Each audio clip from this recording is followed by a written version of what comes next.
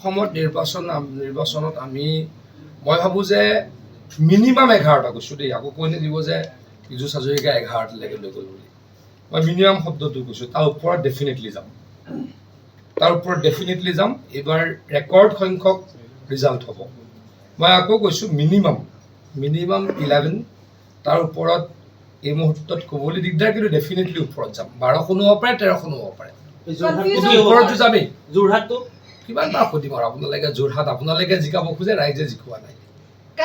গুৱাহাটীত কিছুমান থকা ব্যক্তিয়ে যোৰহাট জিকিব বুলি ভাবি থাকে, যোৰহাটৰ বিষয়ে নাজানে, যোৰহাটৰ গাঁওসমূহৰ বিষয়ে নাজানে, হয়তো কিবা কাৰণত বিজেপিক বেয়া পায় বা ডক্টৰ হিমন্ত বিশ্ব শৰ্মা ডাঙৰীয়াক বেয়া পায়, আৰু ইয়াত গুৱাহাটীত বহি যোৰহাটত জিকোৱা মানুহৰ সংখ্যা বেছি, সেইকাৰণে যোৰহাটত আমি জিকিম। যোৰহাটত আমাক জিকোৱা মানুহৰ সংখ্যা বেছি, আৰু গুৱাহাটীত বহি যোৰহাটত জিকোৱা মানুহৰ সংখ্যা গুৱাহাটীত বেছি। গতিকে আমি ডেফিনেটলি যোৰহাটতো জিকিম।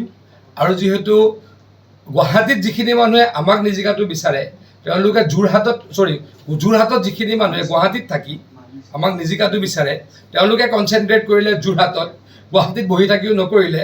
গতিকে গুৱাহাটীততো 5 লাখ 6 লাখ ভোটৰ ব্যৱধানত জয়লাভ কৰিম। বহুতে কয় গুৱাহাটীও তীব্ৰ প্ৰতিদ্বন্দ্বিতাপূৰ্ণ, কিন্তু নিৰ্বাচনী বিশেষজ্ঞসকলৰ বিশ্লেষণ অহা 4 তাৰিখে নস্যাৎ কৰিব ৰাইজে।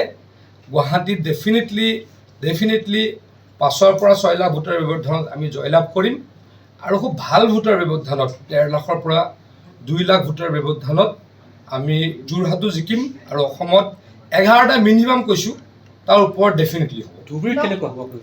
ধুবুৰীত আমি প্ৰতিদ্বন্দ্বিতাত আছোঁ। মই জিকিম বুলি এই মুহূৰ্তত কোৱা নাই, আমি প্ৰতিদ্বন্দ্বিতাত আছোঁ। হাৰিব বুলি ভাবি এটা AIDFৰ বিধায়কৰ এটা অডিঅ' কল ভাইৰেল হৈছে।